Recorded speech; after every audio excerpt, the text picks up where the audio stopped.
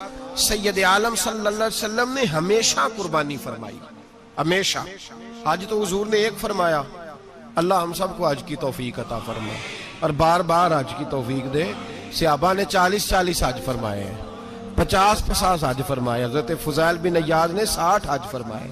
اللہ توفیق دے، قبول فرمائے اور اللہ سب کو بار بار وہ موقع نصیب فرمائے۔ تو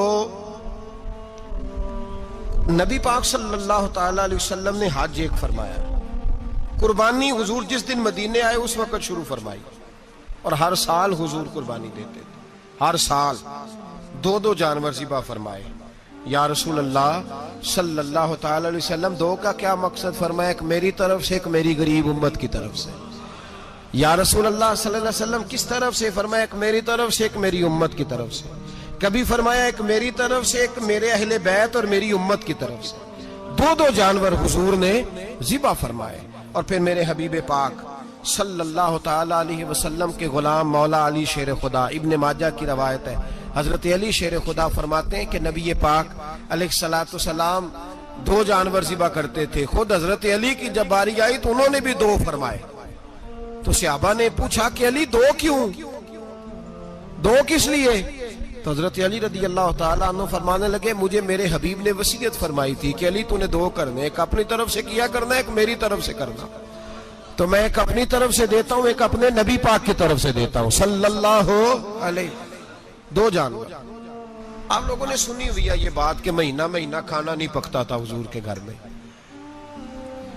حضرت عائشہ فرماتی ہیں 3 چاند اور 3 سورج کٹھے کبھی نہیں دیکھے جب ساتھ روٹی بھی کھائی ہو، یعنی 3 دن مسلسل کبھی کھانا نہیں کھایا۔ قربانیاں کتنی دیں؟ بولیے۔ حضرت علی شیر خدا کا مکان کوئی نہیں اپنا، کوئی گھر نہیں بنایا۔ مولا کائنات شیر خدا، میں نے یہ بات پھر دہرا رہا ہوں، پہلے بھی میں نے عرض کی تھی، پکا کرنے کے لیے دہرا رہا ہوں۔ حضرت علی کا کوئی کاروبار نہیں بظاہر۔ بی بی صاحبہ فرماتی ہیں کہ کئی ہفتے صرف سرکہ اور کھجوریں۔ قربانیاں کتنی؟ اسی سارے صاحب لان ٹورے ہیں کہ ساڑھے تے لگ دیئے کہ نہیں، پکا۔ اور پھر جب بات ہوتی ہے دینے کی تو ماحول اور ہوتا ہے، جب لینے کی باری ہوتی ہے تو ماحول اور ہوتا ہے۔ قربانی واجب ہے اس شخص پر جس کے پاس 52.5 تولے چاندی یا 7.5 تولے، لیکن میں 7.5 تولے والا فتویٰ نہیں دیتا، میں 52.5 تولے چاندی والا فتویٰ دیتا ہوں، اس لیے کہ 52.5 تولے چاندی تو شاید تولہ یا 1.5 تولہ سونے کے برابر ہی ہو جائے، ٹھیک ہے نا جی؟ تو 7.5 تولے سونا 50-60 ہزار روپیہ جس آدمی کے اکاؤنٹ میں موجود ہے وہ قربانی کرے۔ بلکہ امام شافعی رحمۃ اللہ علیہ فرمایا کرتے تھے جس نے 3 کمروں کو تالا لگایا ہوا ہے وہ 3 کمرے فارغ ہیں، اس کے کسی کام کے نہیں، ان کی قیمت کا حساب لگائے۔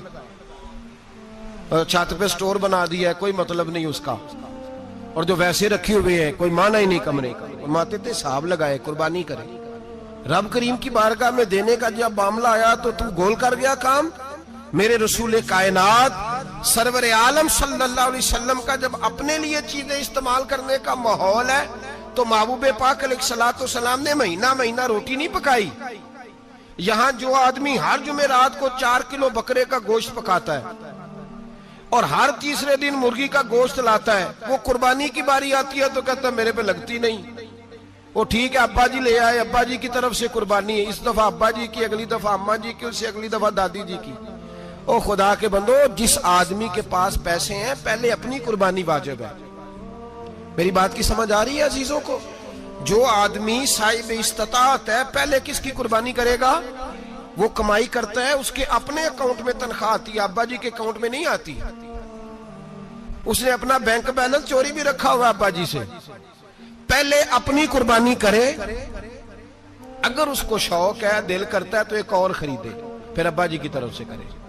اگر اللہ نے توفیق دیا تو ایک اور خریدے، اماں جی کی طرف سے کرے۔ اور اگر اس کے دل کو اللہ ٹھنڈک عطا کرے، سکون کرے، تو پھر اپنے رسول کی طرف سے بھی قربانی دے، پھر اپنے محبوب کی جانب سے بھی قربانی کرے۔ نبی پاک صلی اللہ تعالی علیہ وسلم نے ہر سال 2 قربانیاں دی، 10 سال۔ کل کتنی ہوگی 10 سالوں میں؟ بولیے۔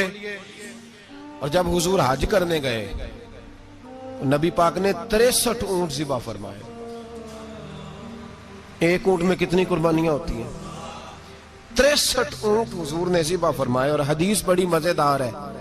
حضرت ابو ہریرہ رضی اللہ تعالیٰ عنہ فرماتے ہیں کہ جب اونٹ ذبح کرنے کی باری آئی تو ہم سوچ رہے تھے، پریشان تھے کہ یہ تو بڑا مشکل ہے ذبح کرنا، بڑا مشکل ہے، اس کو تو نہر کرنا پڑتا ہے، گرانا پڑتا ہے، باندھنا پڑتا ہے. سب سے مشکل کام اونٹ ذبح کرنا ہے. تو نبی پاک صلی اللہ علیہ وسلم کی تو عادت کریمہ ہے، اپنے ہاتھ سے ذبح کرتے ہیں حضور. وہ ہمارا اللہ خیر کرے، اب اللہ ہی حافظ ہے.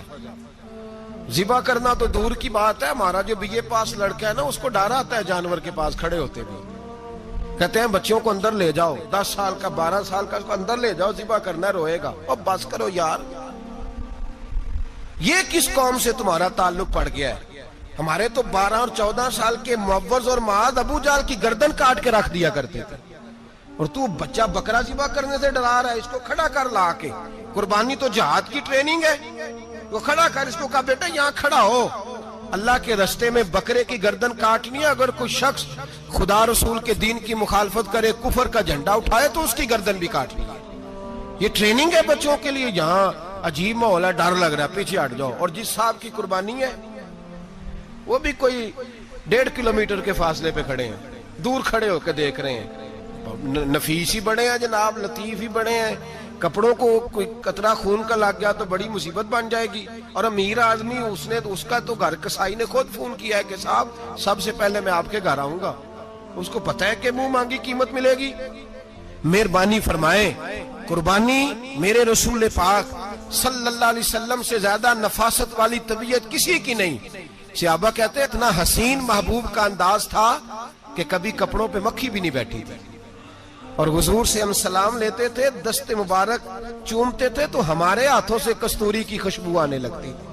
اور فرماتے ہیں نبی پاک کا ہاتھ یوں ہوتا تھا کہ برف بھی اتنی ٹھنڈی نہیں جتنا پیارا حضور کا ہاتھ ٹھنڈا ہوتا تھا.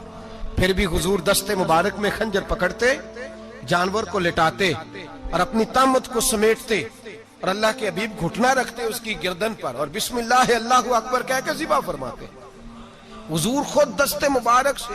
تو اتنا زیادہ نازک مزاج ہو گیا ہے کہ اب یہ والی سنت ادا کرنا مشکل ہو گیا تیرے لیے. 63 اونٹ ہیں. اور صحابہ کرام علیہم رضوان فرماتے ہیں کہ حال یہ ہے، ہم سوچ رہے ہیں کیسے ذبح کریں گے، کیا کریں گے، کیسے گرائیں گے. اور نبی پاک صلی اللہ علیہ وسلم کہتے ہیں ہم ابھی سوچ میں ہی تھے کہ حضور نے چھری پکڑی. خنجر جب حضور نے اٹھایا تو فرماتے ہیں اونٹ دوڑتا ہوا آیا اور نبی پاک کے سامنے آ کے لیٹ گیا. فرماتے ہیں اللہ کے رسول نے بسم اللہ اللہ اکبر کہہ کے ذبح کیا. اس نے ٹانگ بھی کوئی نہیں ہلائی، پیر بھی کوئی نہیں ہلایا. وہ کسی شاعر نے بڑی عجیب بات کہی تھی. اس نے کہا پھنسی جو دام میں بلبل تو لگی یوں کہنے، کرے گا قتل کیا تو نے جب اسیر مجھے، کباب شمع کے شولے پہ کیجیو سیاد، شکل گل نظر آئے دم اخیر مجھے. وہ کہتے ہیں بلبل کو شکاری، سیاد شکاری نے پکڑ لیا بلبل کو. تو سیاد سے بلبل کہنے لگی تو نے پکڑا ہے تو قتل تو کرے گا ہی نا، کھائے گا تو صحیح، ایک میری منت ہے. شکاری کہنے لگا وہ کیا؟ تو بلبل کہنے لگی جب تو مجھے ذبح کرے نا اور پکائے تو مجھے پھول سے بڑی محبت ہے.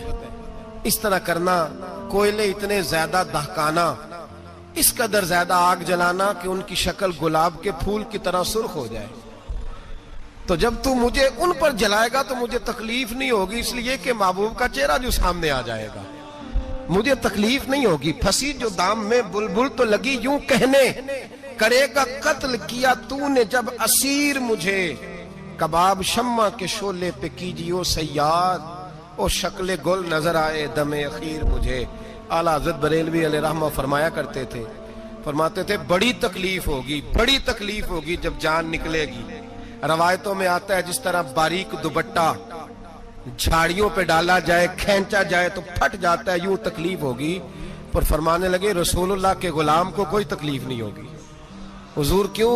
فرمایا اس لیے کہ جب جان نکلنے لگے گی تو سامنے جلوہ وضحاج آ جائے گا. حضور کے جلوے ہوتے رہیں گے تو پتہ ہی نہیں چلے گا جان کیسے نکل گئی. پھنسی جو دام میں بلبل. تو صحابہ فرماتے ہیں کہ اونٹ دوڑتا ہوا آیا، حضور کے سامنے آ کے لیٹا، نبی پاک نے ذبح فرمایا اور فرماتے حد ہو گئی. حضور نے توجہ فرمائی تو دوسرا دوڑتا ہوا آ گیا، تیسرا آ گیا. حضرت ابو ہریرہ فرمایا کرتے اونٹ ایک دوسرے کو دھکے دیتے تھے, پیچھے ہٹ جا, پہلے میں نے جانا ہے, پہلے میں نے جانا ہے. 63 اونٹ وادی مینا میں حج کے موقع پر میرے رسول پاک نے دست مبارک سے ذبح فرمائے.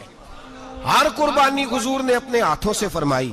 قربانی واجبات دین میں سے, ضروریات دین میں سے, اور کوئی اتنا لمبا چوڑا مسئلہ نہیں. بہت ساری چیزوں کو خود بخود مشکل کر لیتے ہیں. ٹی وی پہ خبر آتی ہے فیصل آباد کے 2 بیل ہیں, بولو اور ڈولو, پتہ نہیں کتنے من ان کا وزن ہے. ان سے پوچھا جا رہا ہے کہ بولو ڈولو کھاتے کیا ہیں, تو کہتے ہیں بادام کھاتے ہیں, مکھن کھاتے ہیں. یہ جناب پتہ نہیں ان کو دودھ کتنے کلو روز پیتے ہیں, اور بولو ڈولو بیچارے سے خود نہیں چلا جا رہا. لگ ایسے رہ جیسے وہ خود کہہ رہے ہیں مہربانی کرو ہمیں ذبح کر لو, اب تو اٹھا بیٹھا بھی نہیں جا رہا. او خدا کے بندو, دین کی اصل حقیقت کو سمجھو. یہ تو حضور نے فرمایا خوبصورت جانور لاؤ, یہ کس حدیث میں آیا ہے کہ اسے بادام کھلاؤ؟ آج لوگ انسانوں کو روٹی نہیں مل رہی اور جانوروں کو بادام کھلا رہے ہو. اس کے حصے میں جو اللہ نے شے رکھی ہے نا, وہ چارہ ہے. اس کو چارہ کھلاؤ اور اچھے طریقے سے پیٹ بھر کے کھلاؤ. جانور کو پیٹ بھر کے چارہ کھلایا جائے تو جتنی اس کی طبیعت ہوتی ہے اس حساب سے وہ صحت مند ہو جاتا ہے. باقی یہ تو آپ کسی شخص کو اتنا کھلا دیں کہ اس کا پیٹ اتنا بڑا ہو جائے, پھول جائے, تو وہ بیچارہ تکلیف میں آئے گا کہ نہیں آئے گا؟ یہ کس قسم کا ماحول ہے؟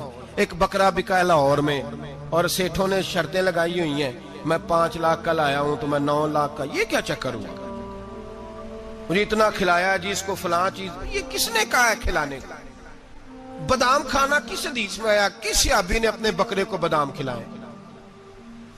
کس نے مکھن کھلایا؟ کس نے پیڑے کھلائے؟ بس کرو, عجیب تماشا لگ گیا.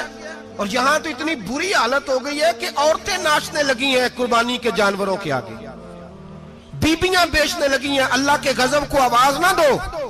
یہ قربانی ہے کہ ہر چیز کا, مذہب کی ہر شے کا مذاق بنا دیا ہے. جس دین نے عورت کی اپنی قربانی بھی ہو تو اس کو ذبح کرنے کی اجازت نہیں دی, مرد ذبح کرے گا. جو دین کہتا ہے کہ عورت ذبح نہیں کرے گی, وہ عورت بیچ سکتی ہے اللہ کے جانور. یہاں جس کا میں نے رمضان میں بھی کہا تھا, پھر بات دہراتا ہوں, سارا سال ناچتے گاتے ہیں, اور عید کا موقع آتا ہے تو 2-4 مولوی بٹھا کے وہ دین سکھانا شروع کر دیتے ہیں. کوئی پتہ ہی نہیں, کوئی خبر ہی نہیں. جس بوتل میں کل تک شراب بک رہی تھی اسی میں دودھ پلاؤ گے؟ جس برتن میں کل تک پیشاب تھا اس میں آج لوگوں کو شہد پلاؤ گے؟ بس کرو, یہ مذاق نہیں, یہ رسول اللہ کا دین ہے. نبی پاک سید عالم صلی اللہ تعالی علیہ وآلہ وسلم نے کوئی ذمہ عورت کے کوئی چیز نہیں لگائی ایسی جس میں اسے مردوں کے ساتھ شامل ہونا پڑے. اور عورت سمجھ ہی نہیں رہی کہ یہ اس کی تذلیل ہے, عزت نہیں. صابن بک رہا ہے تو ساتھ بی بی کھڑی ہے, شیمپو بک رہا ہے تو عورت اس کی جو ہے وہ ایڈ دے رہی ہے. یہ عزت ہے عورت کی؟ رسوا کر دیا تم نے ہر شے میں عورت. اب قربانی کا جانور بھی بی بی بیچے گی؟ غیرت کہاں گئی اس قوم کی؟ میرے رسول پاک سرور دو عالم صلی اللہ تعالی علیہ وسلم کو کسی نے آ کے کہا فلاں قبیلے کے لوگوں نے عورت کو سربراہ بنایا ہے, عورت کو آگے لگا لیا. فرمایا تباہ ہو گئے وہ لوگ, انہوں نے عورتوں کو اپنے آگے پیشوا بنا لیا. جس رب نے عورت کو نبوت نہیں دی, امامت کرنے کا حق نہیں دیا, کس چکر میں لوگ پڑ گئے؟ 5 لاکھ کا جانور کس لیے لائے ہو؟ 5 لاکھ کا تفاخر کے لیے, دکھانے کے لیے؟ تو اگر 50,000 کا 60,000 کا بھی جانور لاتا تو اچھا آ جاتا.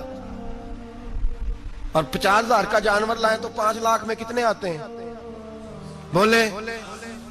تو 10 جانور ذبح ہوں گے تو کتنے غریبوں تک گوشت جائے گا, کتنے گھروں کا بھلا ہوگا. ہر چیز کا چکر الٹا کر دیا گیا ہے. اور صرف حج کے لیے ہوتی تو میرے رسول پاک ہر سال قربانی نہ کرتے, اور میرے نبی پاک قربانی دینے کا حکم. ایک اور بات بڑی لوگ پوچھنے لگے, کہتے جی گائے کی ہوتی ہے, بھینس کی بھی ہوتی ہے کہ نہیں؟ چلو جی, اب نئی بات نکل آئی. حدیث پاک میں لفظ آیا اونٹ کا, نبی پاک نے فرمایا بکرا 1 سال کا, گائے 2 سال کی, اونٹ 5 سال کا. حدیث میں لفظ آ گیا اونٹ کا. اب کو بندہ کہے پہلے بتائیں نر کا کہ مادہ کا, تو میں کدھر سے آپ کو حدیث نکال کے دوں جس میں نر بھی اور مادہ علیحدہ علیحدہ ہو؟ حدیث پاک میں ذکر آ گیا دمبے کا، مینڈے کا. اب باقی جو سارے جاگ رہے ہیں نا، اب غور فرمائیں، باقی ایک بکرا ہے، ایک چھترا ہے، ایک دمبا ہے، ایک دیسی بکرا ہے، ایک پہاڑی بکرا ہے، تو علیحدہ لفظ کہاں سے نکال کے دیے جائیں؟ یہ ساری انواع ہیں، اقسام ہیں، نوع ہیں. اسی طرح بھینس بھی گائے کی ایک قسم ہے. امام اعظم ابو حنیفہ فرماتے ہیں نوع منہ، یہ اس کی ایک قسم ہے، نوع میں سے ہے، گائے کی نوع میں سے. آپ عام لفظ بولتے ہیں تو کہتے ہیں بکرا چھترا گائے بھینس، عام لفظ ہے نا.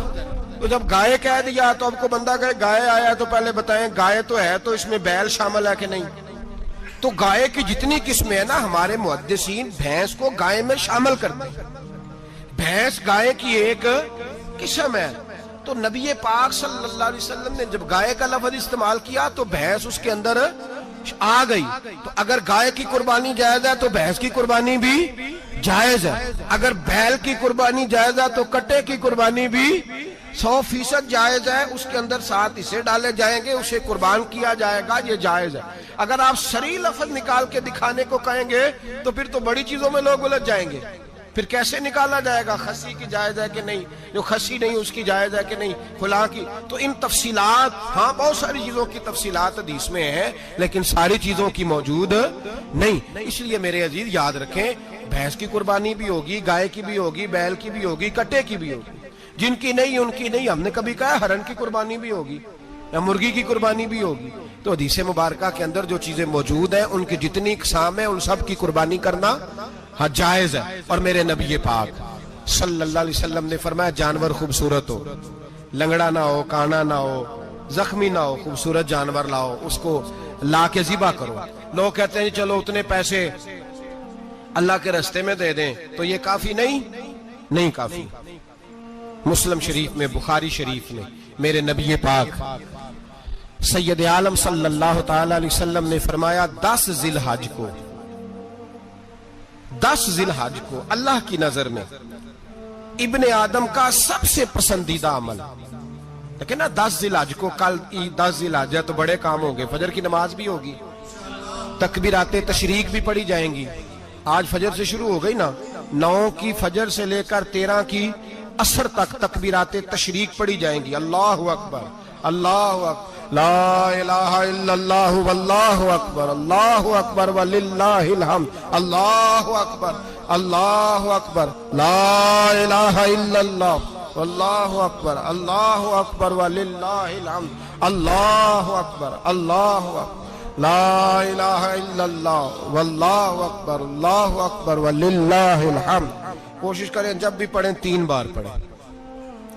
تکبیرات تشریق بھی پڑھی جائیں گی، فجر کی نماز بھی کل ہوگی، عید کی نماز بھی ہوگی، لوگ اور بھی کوئی ذکر اذکار کریں گے. لیکن میرے نبی پاک صلی اللہ علیہ وسلم نے فرمایا 10 ذی الحج کو اللہ کو اپنے بندے کا جو کام سب سے زیادہ پسند ہے وہ یہ ہے کہ وہ اللہ کے راستے میں جانور کا خون بہائے. حالانکہ نمازیں بھی ہیں، اذکار بھی ہیں، تکبیرات بھی ہیں، سارا کچھ ہے، پر اللہ کو سب سے زیادہ کیا پسند ہے؟ جانور کو قربان کرنا. یہ اللہ کو بڑے خوبصورت لفظ نبی پاک علیہ السلام نے فرمایا قربانی کا جانور قیامت کے دن اپنے سینگوں اور کھروں سمیت آئے گا، اور جس نے قربانی کی ہوگی اس کی بخشش کروا کے اسے جنت میں لے کر جائے گا. تو فرمایا ابن آدم کا سب سے پسندیدہ عمل یہ، سب سے پسندیدہ، کہ وہ 10 ذی الحج کو قربانی کریں، کوشش کریں خود ذبح کریں اپنا جانور. یہ حضور کی سنت ہے. یہ نہ ہو سکے تو نبی پاک صلی اللہ علیہ وسلم نے اپنے ہاتھوں سے ذبح کرنے لگے حضرت فاطمہ کا جانور. تو فرمایا فاطمہ ادھر آ کے اس کے پاس کھڑی ہو جاؤ، میں تمہارا جانور ذبح کرنے لگا ہوں. اپنے جانور کے پاس کھڑے ہوں. میرے جو بھائی ذبح کرنے کا کام کرتے ہیں نا، قصاب ہم کہتے ہیں، سارے قصاب نہیں ہوتے، بہت سارے لوگ یہ سعادت حاصل کرتے ہیں اور بڑے نیکی کا کام کرتے ہیں، اللہ انہیں بڑی بہترین جزا عطا فرمائے گا، بڑا خیر کا کام کرتے ہیں. لیکن چونکہ رش ہوتا ہے ایسے لوگوں کے پاس، تھوڑی جلدی بھی ہوتی ہے، پہلی تو کوشش کریں تکبیر خود ڈالیں، یہ نہیں ہو سکتا تو قریب کھڑے ہوں. ہمارے ہاں ایک رواج یہ بھی ہے کہ 2 بندے ہاتھ رکھتے ہیں، ذبح وہ کر رہا ہوتا ہے تو جس کی قربانی ہوتی ہے اس کو کہتے ہیں تو بھی ساتھ ہاتھ رکھ، ہوتا ہے نا جی بہت ساری جگہوں. اب حکم یہ ہے شریعت اسلامیہ کا کہ جب جانور ذبح کریں گے تو پڑھیں گے بسم اللہ اللہ بسم اللہ اللہ۔ ہاں نبی پاک صلی اللہ علیہ وسلم نے لمبی دعا پڑھی، صحابہ بھی لمبی دعا، انی وجہت وجہی للذی فطر السماوات والارض حنیفا وما انا من المشرکین، یہ بھی پڑھا۔ اور پھر میرے رسول پاک صلی اللہ علیہ وسلم نے یہ بھی کہا کہ اللہ میری طرف سے قبول فرما، میری امت میری اہل بیت کی طرف سے قبول فرما۔ صحابہ جب جانور ذبح کرنے لگتے پہلے یہ دعا پڑھتے، پھر کہتے اللہم تقبل منا کما تقبلت خلیل کا ابراہیم علیہ السلام وتقبلتا حبیب کا محمد صلی اللہ علیہ وسلم، اے اللہ ہم سے بھی قبول فرما جیسے تو نے حضرت ابراہیم سے قبول فرمائی اور جیسے اپنے حبیب حضرت محمد صلی اللہ علیہ وسلم سے قبول۔ یہ ساری دعا پڑھیں، اور جب جانور ذبح کرنے لگے تو پھر پڑھیں بسم اللہ اللہ بسم اللہ اللہ۔ اچھا دو آدمیوں نے ہاتھ رکھا ہوا ہے، دو آدمیوں نے، اب اگر ایک نے بھی نہ پڑھی بسم اللہ اللہ اکبر تو جانور حلال نہیں ہوگا، دونوں کو پڑھنا پڑے گا۔ یہ مسئلہ یاد رکھیں۔ ایک اور بات بھی بتانی ہے آپ کو، وہ بھی آپ نے یاد رکھنی ہے۔ قربانی کے بڑے جانور میں کتنے حصے ہوتے ہیں؟ 7۔ اب 7 حصوں میں 7 کی نیت قربانی کی ہونی چاہیے، 7 کی۔ 6 حصے ڈال گئے، جو چلے تھوڑے سے زیادہ امیر لوگ نہیں تھے، نارمل تھے، انہوں نے 6 حصے ڈال لیے۔ 7واں امیر آدمی تھا، اس کو جا کے کہا یار ایک حصہ نہیں مل رہا، تو چل تو نے تو 2-3 بکرے لیے ہوئے ہیں، تو بھی شامل ہو جا۔ اس نے پہلے تو کہا نہیں یار میں نے اب لے لی ہے، پھر جب اصرار کیا تو کہا چلو ٹھیک ہے بڑے گوشت کا قیمہ کرا لیں گے۔ تو اس طرح کرو، ڈال لو میرا بھی حصہ۔ اب 6 کی نیت قربانی کی، 7ویں کی گوشت کی، کسی کی بھی قربانی نہیں ہوگی، گئے سارے۔ اب اس کے لیے شرط کیا ہے کہ اس کو بھی آپ، اصل میں ہمیں مسائل نہیں آتے، نہ ہم سیکھتے ہیں نہ پتہ کرتے ہیں، پھر خرابی ہوتی ہے۔ اب اس سے کہیں کہ یار قربانی سے پہلے اپنی نیت کا اعادہ کر، اپنی نیت کا اعادہ کر، بتا کہ تیری نیت کیا ہے، اور اگر غلط ہے تو صحیح کر لے، تاکہ سب کی قربانی تو بتا۔ یہ جو تو رکھ رہا ہے قربانی، تو کس کی قربانی کر رہا ہے؟ دادا جی کے نام کی، ابا جی کے نام کی، اپنے پیر کے نام کی، استاد کے نام کی، یا رسول پاک صلی اللہ علیہ وسلم کے نام، نبی پاک کے نام کی؟ اس سے پوچھیں، اور جو وہ نیت بتائے اس نیت کی دعا ہوگی، اس کی طرف سے کہا جائے گا اے اللہ اس کی طرف سے اسے قبول۔ میری بات کی سمجھ آ رہی ہے میرے عزیزوں کو؟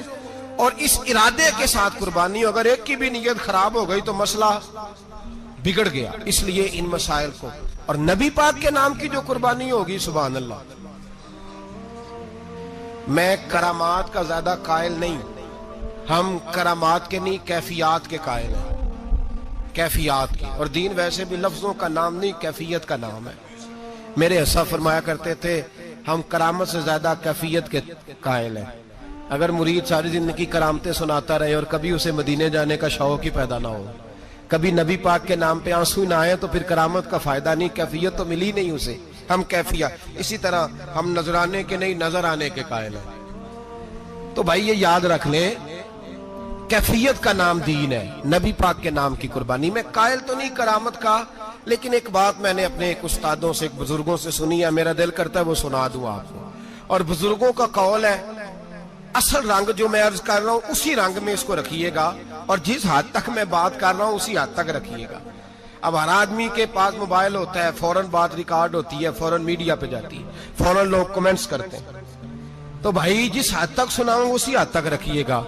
میرے ایک بزرگ فرمایا کرتے ہیں کہ نبی پاک کے نام کا جانور ذبح کرو،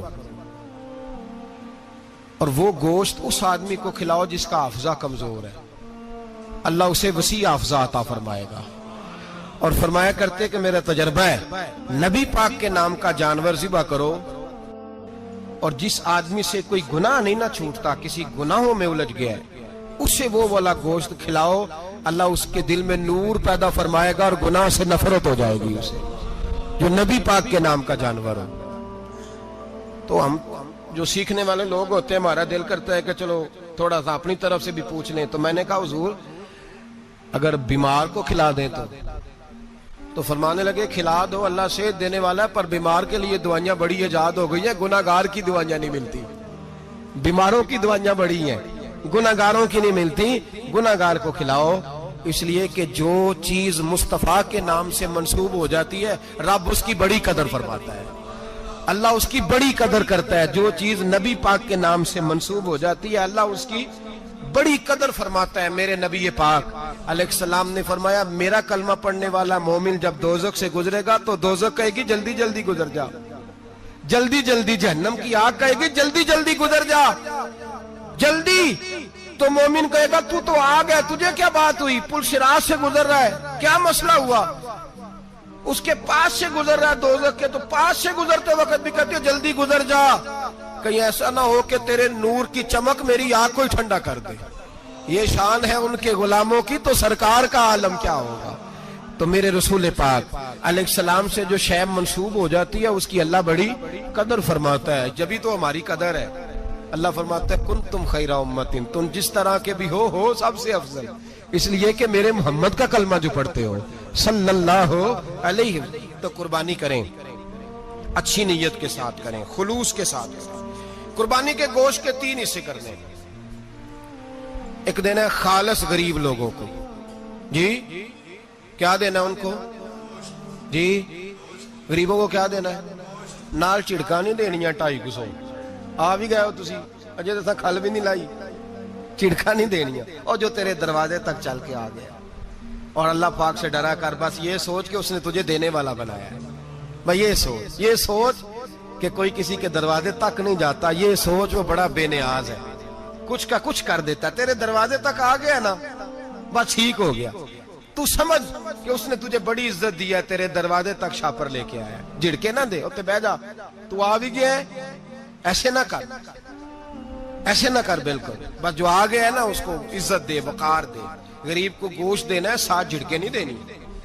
और उसको बड़ी अजीब बात है, चौधरी साहब बैठे हुए हैं, 2 पंखे चल रहे हैं, और उन्होंने जनाब बड़ा सोफा रखा हुआ है और टप में गोश्त रखा हुआ है, और गरीब आदमी लाइनों में लगे हुए हैं। थोड़ी देर के बाद में चाय पीनी, बस कर यार बस कर, बेपरवाही वे एक सज्जन दी जिथे किसे दी पेश ना जावे, उन्हें ताजा वाले दर दर रोले ते मंगते हैं तख्त बिठावे।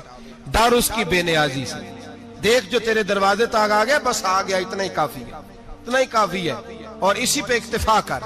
और कसाई से भी मेरी गुजारिश है कि फटाफट जिबा करना है, अगले घर भी जाना है। जानवर में अभी जान होती है तो खलड़ी उतारनी शुरू कर देते हैं, जुल्म है। जिस महबूब ने फरमाया है कि जानवर के सामने जानवर जिबा ना करो, जिन्होंने कहा कि जानवर के सामने छुरी तेज ना करो, उन्होंने तुम्हें कैसे इजाजत मिल गई हो। भाई कुछ नहीं होता, अल्लाह खैर करेगा। और आप भी कसाई की मिन्नत करें, लड़ाई नहीं करें, गुजारिश करें, कहीं जरा ठहर जा यार, 2 मिनट ठहर, ठंडा होने दे, इसे ठंडा होने दे। जिंदा आदमी की खाल उतारें तो कितनी तकलीफ होती है, इतना जुल्म। मैंने देखा उसी वक्त उसने लटका दिया, पैर काटने लग गया, फटाफट ना, ठंडा होने दें। नबी पाक सल्लल्लाहु अलैहि वसल्लम ने मना फरमाया, जानवर ठंडा हो का गोश्त बनाए अच्छे तरीके से, कुछ नहीं होने लगा, कोई मसला नहीं है ऐसा। वो जो हमारे यहाँ मशहूर है ना, ईद वाले दिन रोजा होता है तो कुर्बानी के गोश्त से खोलना है, रोजा कोई नहीं होता। बस इतनी बात है कि अच्छी बात है, मुस्तहब है, अच्छा फेल है कि आप सबसे पहला खाना कुर्बानी का गोश्त ही खाएं। तो शुगर वाले बेचारे की शुगर लो हुई है, गोश्त मिलेगा 5 बजे, वो तो मर जाएगा। तो कोई जरूरी नहीं, वो खाना खाए जो घर में मौजूद है, नाश्ता वो करे, कोई ऐसी बात नहीं। गोश्त बन जाए तो वो खा ले, कोई रोजा नहीं, ईद वाले दिन कोई रोजा नहीं होता। यौम अरफा का रोजा है, ईद वाले दिन का कोई रोजा नहीं। बहरहाल उस गोश्त के 3 हिस्से करें, एक खालस गरीब आदमी को, दूसरा रिश्तेदारों को, अजीजों को, पड़ोसियों को, तीसरा घर में रखें, इस्तेमाल करें, खाएं। सारा गोश्त घर में रखना भी जायज है और सारा बांट देना भी। मैंने पिछले जुमे भी कहा था, फिर याद कराता हूं, जो लोग कुर्बानी करते हैं ना, वो वाले लोग हैं जिनके घर में आज भी गोश्त पकेगा। कुर्बानी देने वाले वो लोग हैं जो हफ्ते में हर 3 दिन गोश्त खाते हैं, फल भी खाते हैं। तो आप तो सारा साल खा रहे हैं, हर जुमे वाले दिन 3 किलो बकरे का गोश्त आता है। तो जो कुर्बानी का गोश्त है वो बांट दें, सारा गरीब को दें।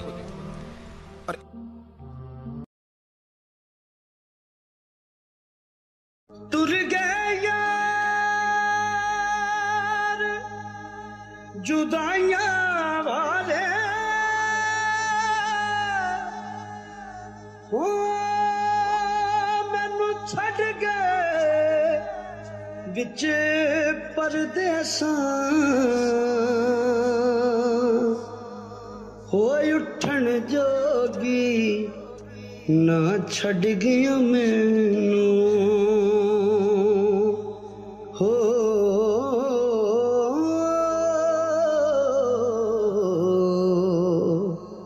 ਬੈਠੀ ਹੰਝੂਆਂ ਹਾਰ ਪਰੋਂ